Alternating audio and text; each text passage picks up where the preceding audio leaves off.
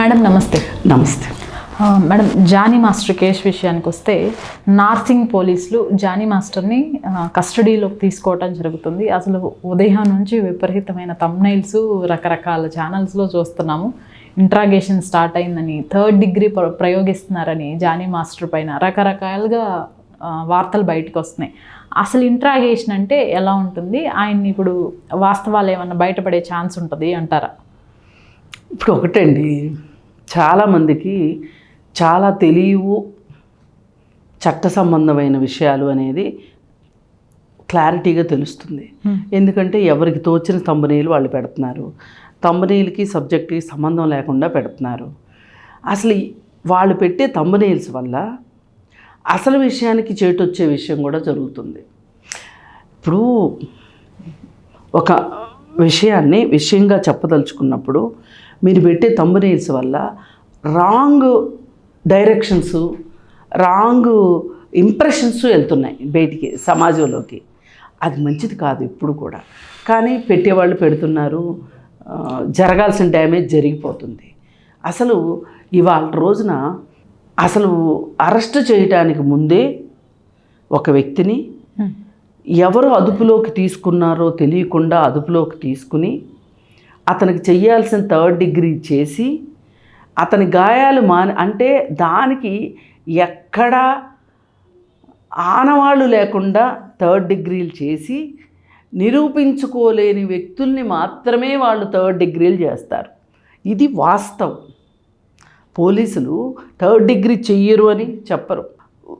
ఒక డబ్బులున్న వ్యక్తినో, ఒక రాజకీయ నాయకుడినో, లేదు సమాజంలో పరపతున్న వ్యక్తినో 3rd డిగ్రీ చేస్తారా పోలీసులు? మనం ఇంకా ఎక్కడ ఆలోచిస్తున్నాం? ఎవరిని వాళ్ళు చేస్తారు? దిక్కుమొక్కు లేని జనాన్ని, లేదు అంటే ఇళ్లలో పనులు చేసుకునే అమ్మాయిని ఆ మధ్య ఒకసారి షాద్నగర్లో 3rd డిగ్రీ చేశారు.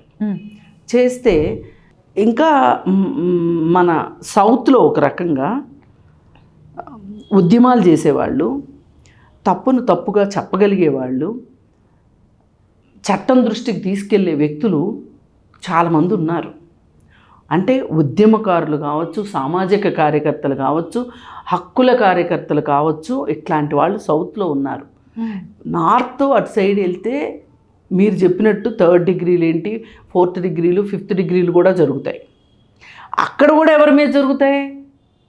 అక్కడ కూడా బాధితులు ఎవరు అంటే దిక్కుమొక్కు లేని జనం, ఓకే, డబ్బు లేని వాళ్ళు, పరపతి లేని వాళ్ళు, అట్లాంటి వాళ్ళని, అంటే సమాజంలో వాళ్ళకు ఒక పేరు ఊరు లేని వాళ్ళని వాళ్ళు చేస్తారు పోలీసులు. కానీ డబ్బులున్న వాళ్ళని అక్కడ కూడా చేయరు. ఇక్కడ పేదవాళ్ళని చేస్తే కూడా ఏ హక్కుల కార్యకర్తలకు కొంచెం అంటే కొంచెం స్మెల్ వచ్చింది అంటే వాళ్ళు దాన్ని బయటికి తీసుకొస్తారు. షాద్నగర్ దాన్ని బయటికి తీసుకురాలా? ఒకసారి మరియమ్మ అనే ఆవిడ్ని దొంగతనం పేరుతోటి భువనగిరిలో ఆమె పోలీసు కస్టోడియల్ డెత్ జరిగితే ఆ కేసు బయటికి తీసుకురాలా? ఇలా తీసుకొస్తాం.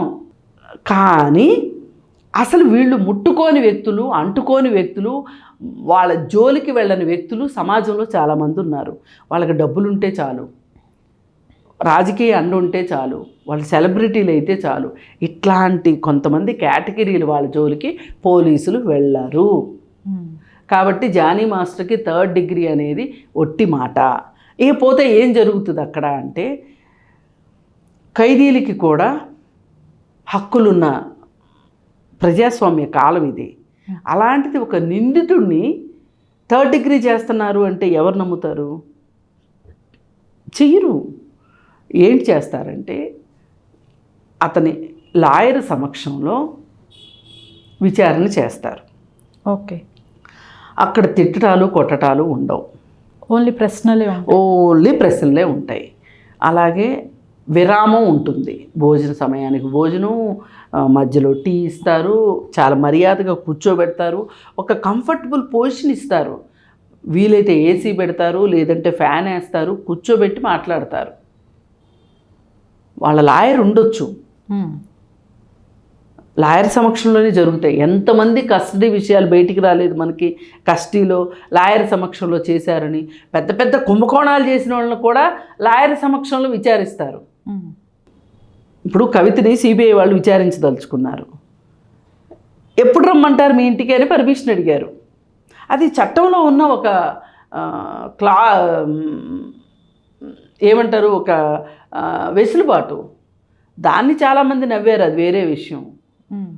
అంటే చట్టంలో చాలా వెసులుబాట్లు ఉంటాయి. కాకపోతే చట్టం అందరికీ సమానం కావాలని మాలాంటి వాళ్ళని కోరుకుంటాం. కానీ కొంతమందికి మాత్రమే ఎక్కువ సమానంగా ఉంటుంది. దానికి మనం ఇప్పుడు ఏమీ చేయలేము. అందుకని జానీ మాస్టర్ని ఏదో చేసేస్తారు, ఇంకేదో జరిగిపోతుంది, పైగా అతను ముస్లిం కాబట్టి ఇంకేదో చేస్తారని, ఇలా రకరకాలు లవ్ జిహాద్ చేశాడు కాబట్టి బీజేపీ వాళ్ళకి చాలా కోపం వచ్చిందని, కానీ ఎన్ని ఒట్టి మాటలు. అక్కడ లవ్ జిహాద్ లేదు, ఏమీ లేదు. అక్కడ జరిగింది ఖచ్చితంగా సినిమా ఇండస్ట్రీలో ఉండే కాస్టింగ్ కోచే జరిగింది అక్కడ కూడా. కాకపోతే అది ఒక వ్యక్తి మాత్రమే చేస్తూ వచ్చాడు, ఒక వ్యక్తి కేంద్రంగానే జరిగింది.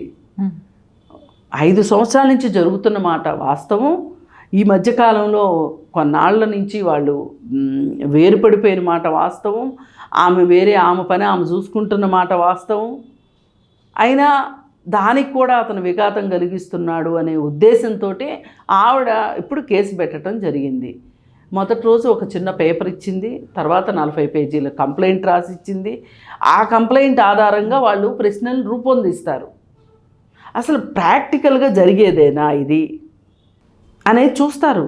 ఎందుకంటే పోలీసులు కూడా మరీ సినిమాల్లో చూపించినంత అమాయకంగా నన్ను అట్లా ఉండరు, అంత తెలివి తక్కువగా ఉండరు పోలీసులు. కానీ వీళ్ళు అట్లా సినిమాలు అట్లా పోర్ట్రేట్ చేస్తారు, కానీ అట్లా ఉండరు. వాళ్ళకి కొంచెం తెలివి పనిచేస్తుంది. క్వశ్చన్స్ ప్రిపేర్ చేసి క్వశ్చన్స్ అడుగుతారు. ఇప్పుడు మొదట అడిగిన ప్రశ్న మళ్ళీ రిపీట్ అవుతుంది, మళ్ళీ రిపీట్ అవుతుంది. కానీ ఒక వ్యక్తి కాన్సన్ట్రేషన్ ఎంతసేపు ఉంటుంది అనే దాన్ని బట్టి అతను ఆలోచించుకుని చెప్తున్నాడా, కావాలని అబద్ధం చెప్తున్నాడా, అబద్ధం చెప్పాలని చెప్తున్నాడా, ఆ క్షణానికి అబద్ధం చెప్తున్నాడా, ఇలాంటివన్నీ వచ్చేస్తాయి. ఇప్పుడు మీరు ఒకటో ప్రశ్నలో ఒక సమాధానం చెప్పి అదే ప్రశ్న 10వ ప్రశ్నగా అడిగితే అప్పుడు మొదటి ప్రశ్న కాబట్టి కొంచెం ఆలోచించి చాలా తెలివిగా చెప్పిన సమాధానం అక్కడ రికార్డ్ అయిపోయి ఉంటుంది.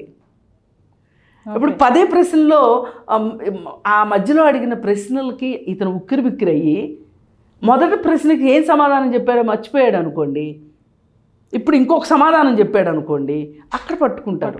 ఓకే, ఇదంతా ఏంటి అంటే ఒక వ్యక్తిని కూర్చోబెట్టి మాట్లాడించి ఈ ప్రశ్నలు తయారు చేయడం వెనకమాల వాళ్ళ అప్పటికే వాళ్ళకి ఒక అవగాహన ఉంటుంది ఈ వ్యక్తి పట్ల. దానికి సంబంధించిన సమాధానం వచ్చే వరకు వీళ్ళు అడుగుతూనే ఉంటారు. అవసరమైతే పొడిగిస్తారు కస్టడీని. వీళ్ళ దగ్గరున్న సాక్ష్యాలతో సహా చూపించి ఇప్పుడు వీళ్ళు ఏంటి అని అడుగుతుంటారు. ఒక ప్రశ్న అడిగారు, సమాధానం ఒక రకంగా చెప్పావు, 10వ ప్రశ్న వచ్చింది వేరే రకంగా చెప్పావు. ఫర్ ఎగ్జాంపుల్ చెప్తాం, దీనికి సంబంధించిన వీళ్ళ దగ్గర ఒక ఆధారం ఉంది, మరి ఏంటి ఇదేంటి అని అడుగుతారు. ఇప్పుడు ఏం చెప్తారంటే, ఫలానా వ్యక్తి మీకు తెలుసా అని అడిగారు అనుకోండి, నేను ఎప్పుడూ చూడలేదు అన్నారనుకోండి, వాళ్ళ దగ్గర ఒక ఫోటో ఉంటుంది, ఆ వ్యక్తితో కలిసి కూర్చున్న ఫోటో ఇది చూపిస్తారు. ఎంతవరకైనా బుకాయిస్తారు. ఇలా ఉంటాయి. ఇది విచారణలో ఒక భాగం, దీన్ని మనం తప్పు పట్టడానికి లేదు. ఇదే 3rd డిగ్రీ అని ఎవరన్నా అనుకుంటే మనం చేయగలిగింది ఏం లేదు, వాళ్ళ తెలివికి జోహార్లు.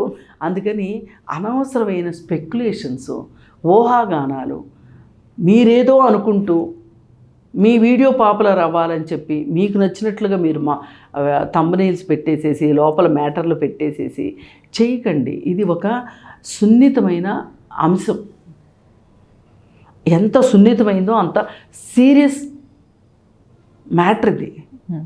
దీనిలో మీ ఊహాగానాలు పెట్టి ఆ సమస్యని తక్కువ చేయొద్దు, ఆ సీరియస్నెస్ తగ్గించొద్దు. ఇది ఇప్పుడు సమాజంలో చాలా అవసరం, సినిమా ఇండస్ట్రీలో మరీ అవసరం. ఏ వ్యక్తికి ఇంకొక వ్యక్తి స్వేచ్ఛతో ఆడుకునే హక్కు లేదు. ఏ వ్యక్తి ఇంకొక వ్యక్తిని హింసించే హక్కు లేదు. అలాగే నువ్వు నా మాటే వినాలి, నా అదుపాజ్ఞల్లోనే ఉండాలి అనే హక్కు లేదు. ఈవేళ సొంత భార్యను సైతం ఆమెకు అంగీకారం లేకుండా కాపురం చేస్తానంటే దాన్ని రేపుగా అత్యాచారంగా పరిగణిస్తున్న అత్యాధునిక కాలం నన్ను అడిగితే ఇవాళ అవి ఎంతవరకు ఇంప్లిమెంట్ అవుతున్నాయంటే అది వేరే విషయం. కానీ చట్టాలైతే ఉన్నాయి మనకి, అవసరమైనప్పుడు వాడచ్చు, వాటిని వాడతారు కూడా. ఈలోపు మీరు ఇది అదేని మాట్లాడొద్దు. నిజంగా జానీ మాస్టర్ తప్పు చేసి ఉంటే బాధితురాలు చెప్తున్న దాని ప్రకారం, ఆవిడిచ్చిన సాక్ష్యాధారాల ప్రకారం జానీ మాస్టర్కి శిక్ష పడాలంటే పడేది ఉంటే పడుతుంది. దీనికి జానీ మాస్టర్ ఎంత సృజనాత్మకారుడు, ఎంత క్రియేటివిటీ ఉన్న వ్యక్తి, ఎంత కష్టపడతాడు, వృత్తి అంటే ఎంత దైవంగా భావిస్తాడు. అతను సిగరెట్లు కూడా తాగడు, మందు కూడా తాగడు, చాలా మంచివాడు, అందరికీ అన్నీ పంచిపెడతా ఉంటాడు. ఇవన్నీ ఓ పక్క పెట్టండి. ఇంకొక పక్క ఒక అమ్మాయిని వేధించడం, అత్యాచారం చేయడం, ఆమెని తన కనుసన్నల్లోనే ఒక బానిసలాగా పెట్టుకోవాలని చూడటం. అది కూడా 21 సంవత్సరాల అమ్మాయి, ఈయన తండ్రి స్థానంలో వయసు. మరి ఎలా ఇది రేపు ప్రూవ్ అయిందనుకోండి, అంటే ఇంతకంటే వయసు ఎక్కువ ఉన్న వాళ్ళు కూడా 6 ఏళ్ల పిల్లలతోటి 5 ఏళ్ల పిల్లలతోటి చేస్తున్న వాళ్ళు ఉన్నారు. జానీ మాస్టర్ ఒక్కడే ప్రపంచంలో ఇలాంటి దానికి పాల్పడ్డాడు అని చెప్పి ఎవరు అనట్లే. అతనికి భార్య ఉంది కదా, పిల్లల తండ్రి కావాలని అడుగుతున్నారు. So what? ఎందుకంటే అసలు భార్య పిల్లలు ఉన్నారని గుర్తుండాల్సింది ఎవరికి? మీకు నాకు కాదు, అతనికి గుర్తుండాలి. నన్ను నమ్మి నాతో ప్రయాణం చేస్తున్న భార్య, ఈ ప్రపంచంలోకి నేను మాత్రమే తీసుకొచ్చిన పిల్లలు, వాళ్ళకి నేనేం న్యాయం చేయాలి అనే ఆలోచన నీకుండాలి. ఆ అమ్మాయికి కాదు ఉండాల్సింది. సరే, ఏది ఏమైనా మనం ఒక రకమైన తలకిందుల ప్రపంచంలో బతుకుతున్నాం. ఏం జరిగినా సరే అమ్మాయినే తప్పు పట్టడం, అమ్మాయి ఇతన్ని మాయ చేసిందని, ఇతన్ని మ్యానిపులేట్ చేసిందని రకరకాలుగా చాలామంది మహిళలే మాట్లాడుతున్నారు. ఇప్పుడు మనం రేపేం జరుగుతుంది, తీర్పు ఏమొస్తుంది? ఇప్పుడు విచారణ జరుగుతుంది, ట్రయల్స్ జరుగుతాయి, ఏదో ఒక రోజుకైతే తీర్పు అయితే వస్తుంది కదా. కాస్త ఆలస్యమైనా, ఇప్పుడు సినిమా యాక్టర్ ప్రత్యూష్ ఉందండి, ఆమె కేసు జరిగి ఇప్పటికీ దాదాపు 20 ఏళ్ళు పైన అయిపోయింది. అయిపోతే ఇప్పుడు ఆ రోజు ఆ అమ్మాయితోటి ఉన్న A1గా ఉన్న అతను కొన్నాళ్ళు జైల్లో ఉన్నాడు. తర్వాత బెయిల్ వచ్చింది. బెయిల్ పిటిషన్ హైకోర్టులో కూడా కొట్టేశారు అతనిది. సుప్రీంకోర్టులో వేసుకున్నాడు, బెయిల్ వచ్చింది. బెయిల్ పైనే ఉన్నాడు, ఇంకా విచారణ కొనసాగుతుంది. ఎప్పుడు అవుతుందో తెలియదు. ఈలోపు ఎంచక్క అతను పెళ్లి చేసుకున్నాడు, పిల్లల్ని కంటున్నాడు, యూఎస్లో సెటిల్ అయ్యాడు. దీనికి ఎవరేం చేస్తారు? అందుకోసం ఏంటంటే ఇలాంటివి జరుగుతున్నాయి. మనం ఇలాంటివి జరగకూడదు అని కోరుకుందాం. మనం చేయగలిగేది ఏంటి అంటే ఇలాంటివి జరగొద్దు. ఆడపిల్లలు కూడా అమాయకంగా నమ్మొద్దు. ఏవైతే ప్రమాదకరమైన వృత్తులు ఉన్నాయో వాటి జోలికి వెళ్ళాలి అనుకుంటే 1-2 సార్లు ఆలోచించండి అని మాత్రమే మనం చెప్పగలుగుతున్నాం. ఇప్పుడు ఏదో ఆడవాళ్ళకి అనుకూలంగా చట్టాలు ఉన్నాయి అని చెప్పి చాలామంది బాధపడిపోతున్నారు. మగవాళ్ళకి చాలా అన్యాయం జరిగిందని అసలు ఎంత బాధపడిపోతున్నారు.